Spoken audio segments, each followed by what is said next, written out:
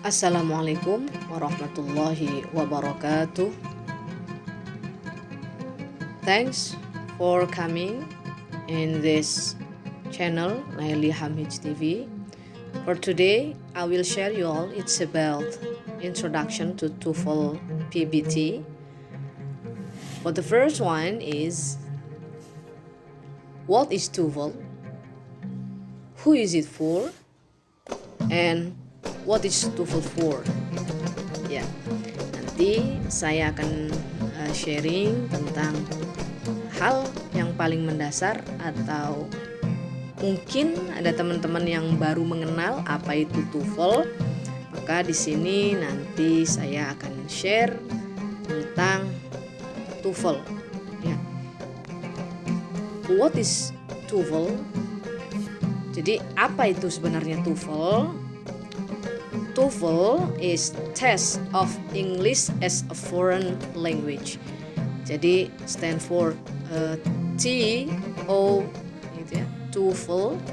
Jadi itu singkatan dari Test of English as a Foreign Language, gitu ya, panjangannya. Test of English as a Foreign Language. Tes bahasa Inggris sebagai bahasa asing. And what is TOEFL? Sudah dijelaskan bahwa TOEFL adalah tes bahasa Inggris ya sebagai bahasa asing. Yang kedua, measures English language proficiency and aptitude. Jadi TOEFL ini juga untuk mengukur kemampuan berbahasa dan bakat ya, dan bakat atau kemampuan sampai mana penguasaan suatu bahasa, khususnya bahasa Inggris. Pertanyaannya, kenapa di situ TOEFL enggak yang lain gitu ya?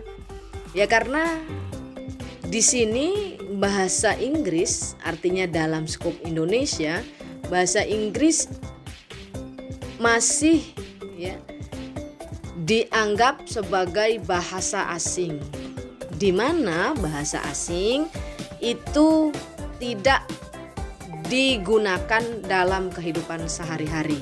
Tidak seperti di Malaysia, di mana Malaysia menjadikan bahasa Inggris bukan sebagai foreign language tapi sebagai second language, artinya sebagai bahasa kedua.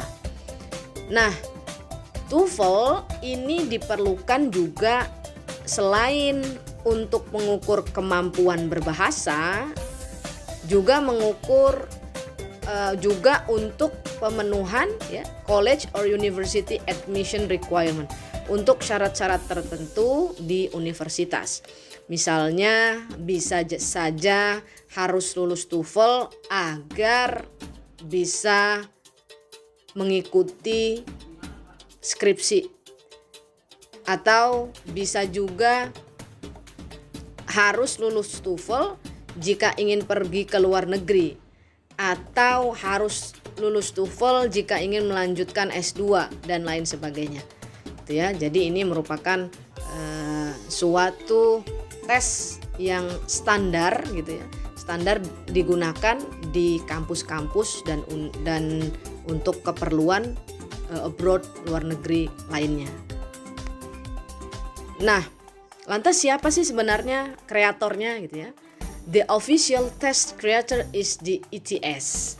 Jadi Educational Testing Service itu yang merancang baik soal-soal dan pembahasannya gitu ya.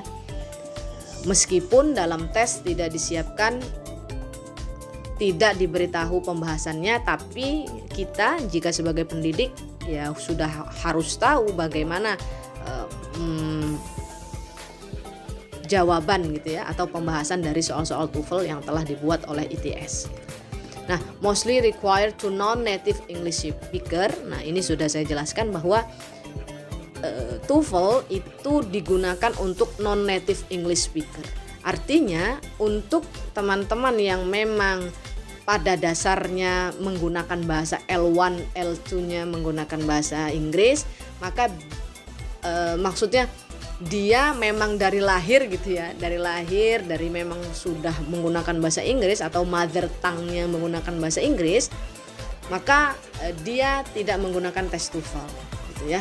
Ini diperuntukkan hanya untuk orang-orang non-native speaker, bukan pembicara atau penutur asli bahasa Inggris. Minimum acceptable score depends on the institutional or school. Jadi ada nilai-nilainya setelah kita tes, ada nilai-nilainya dan standar penilaian itu ditentukan oleh institusi atau siapa yang membutuhkan TOEFL. Misalkan kita mau ke luar negeri, misal kita mau pergi ke Belanda. Di situ diperlukan TOEFL 550 misalkan. Itu orang dari Belanda atau orang dari institusinya yang menentukan, pokoknya kalau mau masuk sini gitu ya harus lulus TOEFL 550 misalkan. Nah juga di Indonesia kalau mau lulus misalkan ada suatu kampus yang jika dia jurusan di luar atau non English gitu ya, dia boleh mencapai 450 skor PBT-nya. Tapi bagi anak jurusan bahasa Inggris wajib 500 gitu ya sebagai contoh. Nah, ini menjadi standar tersendiri dan mereka sah-sah saja untuk menentukan standar acceptable score-nya ya, depends on the institutional or school. Nah, lantas who is it for? Gitu ya. Terus ini buat siapa sih TOEFL ini diadakan, diikuti? TOEFL diikuti atau diambil oleh for those whose mother tongue is not English.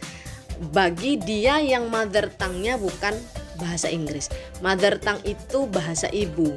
Artinya bahasa yang pertama kali dia peroleh itu yang disebut dengan mother tongue. Ya.